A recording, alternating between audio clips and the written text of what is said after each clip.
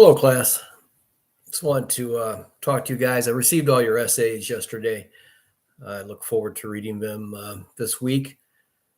I'm a pretty easy grader, so as long as you did a good job of researching and you didn't cheat, you will more than likely get an A. But we want to talk about the Louisiana Purchase and Thomas Jefferson today. Jefferson was a man from Virginia. He served as governor, Secretary of State. He was ambassador to France. He served as vice president for a short time under the Adams administration. And when he becomes president, he's going to make a business deal with Napoleon from France, and he purchases what is called the Louisiana Territory. And it's a great land deal for the United States. The breakdown on this purchase was roughly 3 cents an acre. So it was a pretty good deal even back in the 19th century. The only deal I can think better than that would be the Americans buying Alaska from the Russians in the late 19th century, and that was at 2 cents an acre. So this Louisiana Purchase essentially doubled the size of the nation. Jefferson did not ask Congress. He just went ahead and did it, which isn't very democratic. But the way the United States government is set up, the president does have some pretty broad powers. And he didn't want to let this deal slip away, perhaps to Spain or maybe even Russia. So it was a great move. There was some dissenters. Some people complained about it, but most people applauded the move. And, like I said, 3 cents an acre.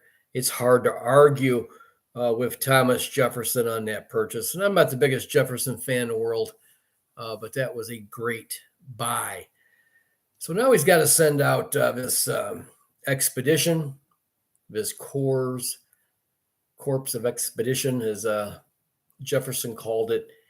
And he picks Meriwether Lewis to lead what we commonly call the Lewis and Clark expedition. So Lewis is the boss. Lewis was a military man. Lewis was very talented in many different ways. He could write well. He could draw. He was a good warrior. He was a good soldier. He was a good shot with a rifle. And very few people questioned Jefferson's choice of Meriwether Lewis. In fact, it was applauded pretty much universally. Lewis will take a crash course in medicine. The most famous American physician at that time was a man named Benjamin Rush. So Rush is going to give Lewis certain medicines, explain to him how to diagnose patients. So he's not a doctor by any stretch of imaginations, but he's probably more like a medic maybe, or a corpsman that you would see in the military. So he's got some medical skill now with this crash course one-on-one with Dr. Rush. And Jefferson gives Lewis total authority. He's the boss. He gives him a blank check. He's instructed to pay for everything. And he's got to report back to Jefferson until he goes so far out he can't report back. And this is going to be a 2.5-year trip. 122 different species of animals are going to be discovered. Grizzly bears, probably the most frightening. And 178 different types of plants and wildlife during this 2.5-year journey. It's going to be roughly about 30 men are going to accompany Lewis and Clark. Lewis recruits his good friend Clark to join him on this adventure. Clark's a little bit older. They're both military guys. They're both Virginians.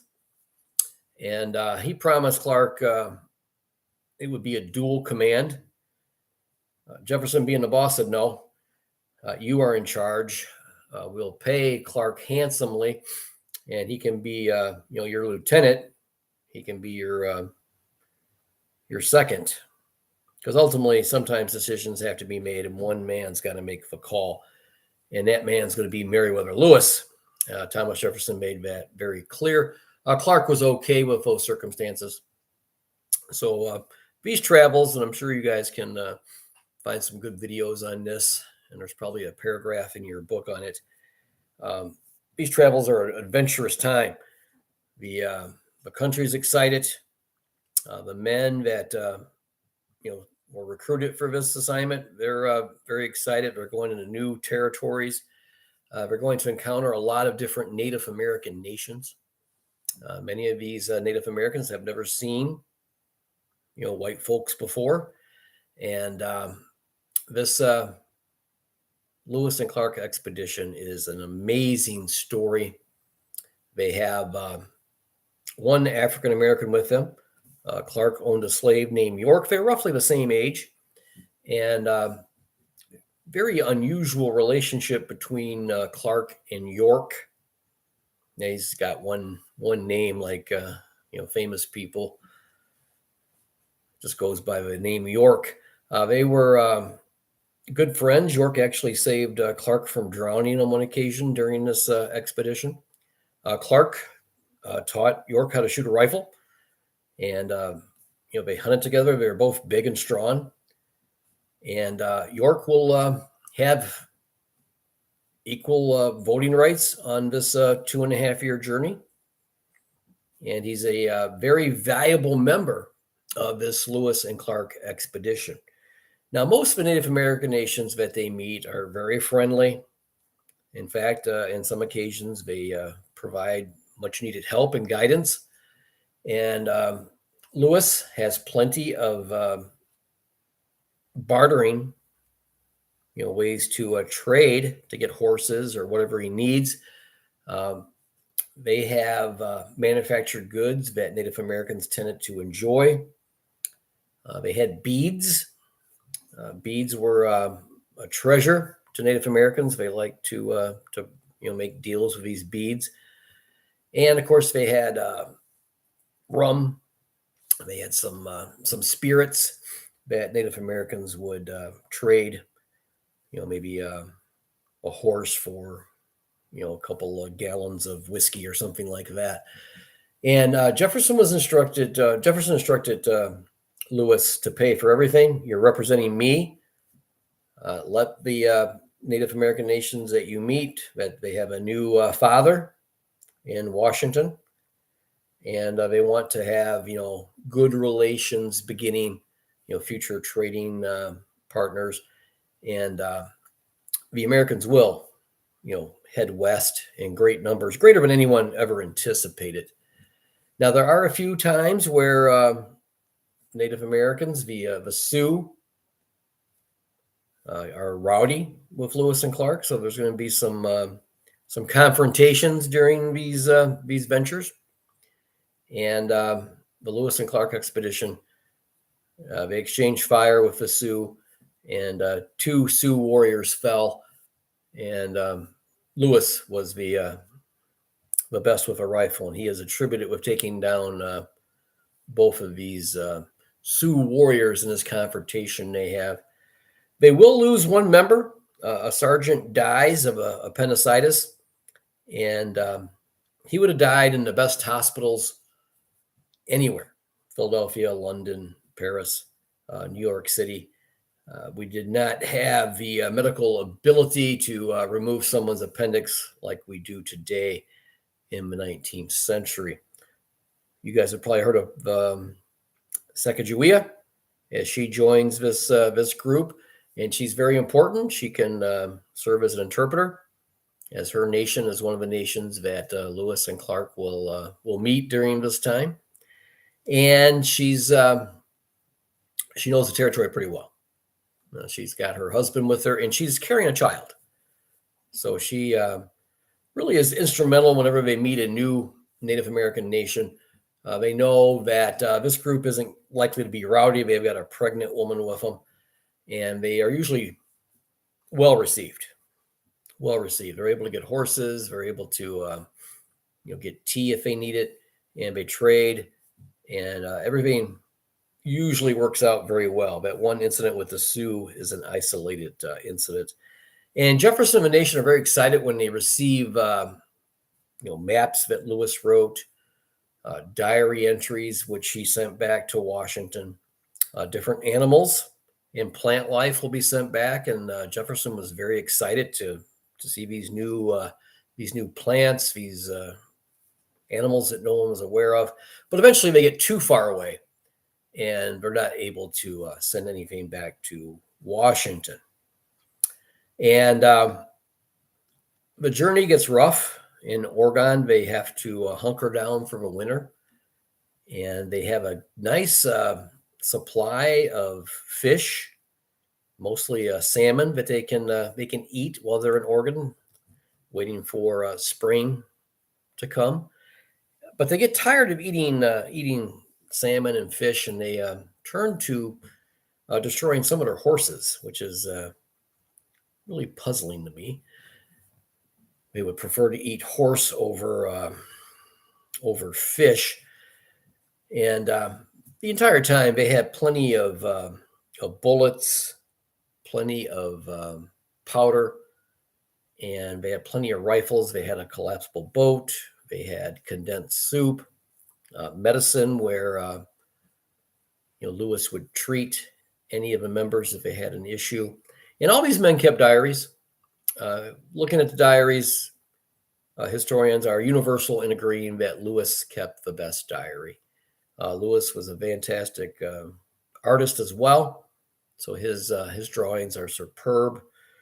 And he did have one weakness, though. Lewis suffered from mental illness. Now, we're not sure what the exact diagnosis would be, if it's bipolar, manic depressive. There are times during his journey where Lewis does not write.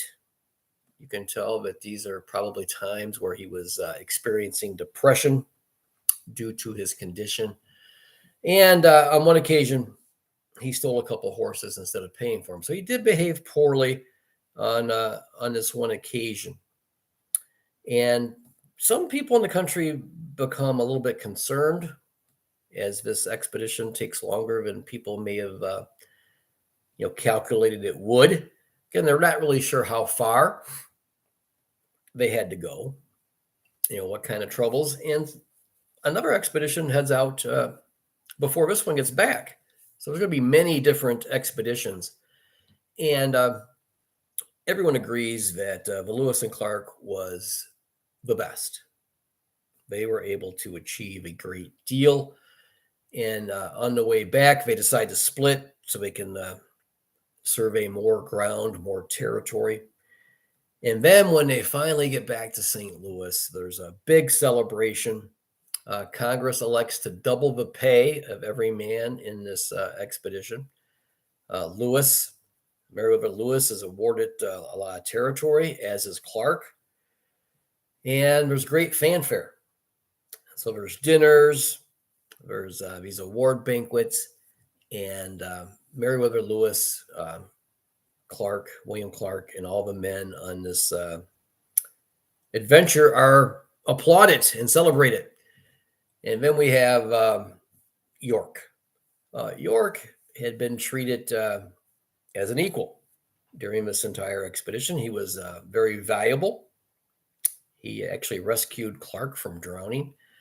And he was calling for Clark to free him. And he felt that he had earned, the money that Congress was rewarding. And in time, he will. Clark is going to be stubborn for a while. But then he decides that, it's time that York is given his freedom. And he's given money, which, of course, he earned. And we don't really hear much about York. There is a statue of York in Louisville, Kentucky. So if you guys ever go to Louisville, you can see a statue of York there. And, of course, you can also see a statue of the great Muhammad Ali in Louisville, Kentucky, as that's where he was from.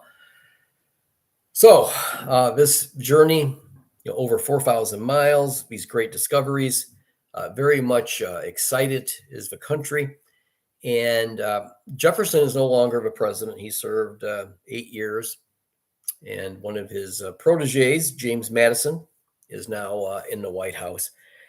And Madison was a fan of Lewis's as well. Everyone really liked Meriwether Lewis. They recognized his great abilities. He was very talented.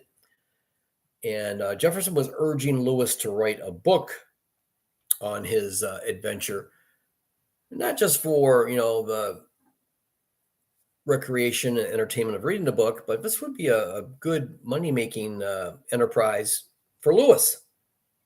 Lewis refused. He became very withdrawn. Again, he's having one of these episodes with his mental illness. And the Madison administration, they do have a couple of questions for Lewis.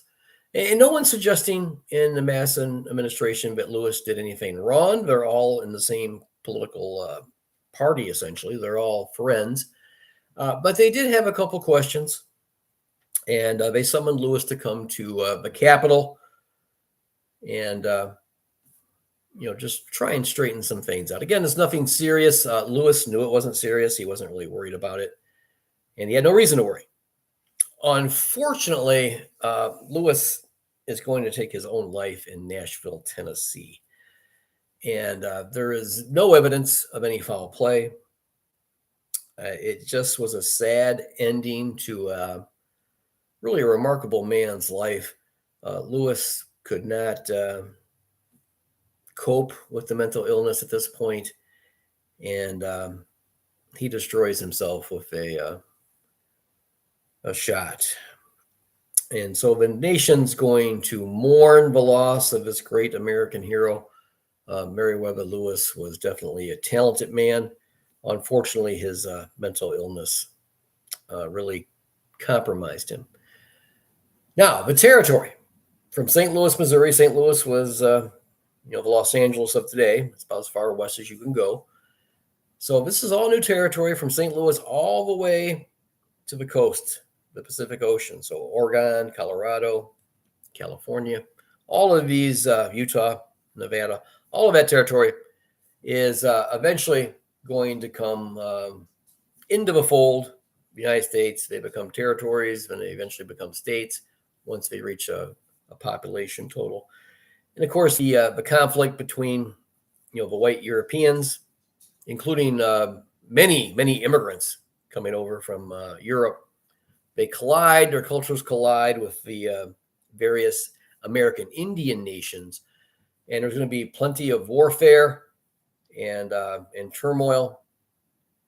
And the expansion occurred at a far faster rate than anyone ever could have imagined, as the government gave railroads money and lands to spread out, go west. So Jefferson, great purchase, great choice in choosing Lewis to lead this expedition. And there will be a small quiz at the end of the week on Lewis and Clark, the Louisiana Purchase. Remember, it was 3 cents an acre. Napoleon Bonaparte needed money. He was fighting the British. He realized that he pretty much gave the Americans a very good price. It was $15 million was the check the Americans had to send to France to secure the Louisiana Purchase and ensure that the United States would be the dominant power in North America. This pretty much put Spain to bed. No chance for Russia to come in and be the dominant power in North America. France is going to, essentially sell their stakes in North America. And what a great move by Thomas Jefferson. All right. Well, again, great job on your essays. I'm sure you guys did well. I've received them all. I have to print them out and read them now. And make sure that you're prepared for this upcoming quiz. I will also upload a PowerPoint to help you, but hopefully this little discussion gives you guys a little bit of insight into the Lewis and Clark expedition and the Louisiana Purchase in general. All right, guys, I'll see you later.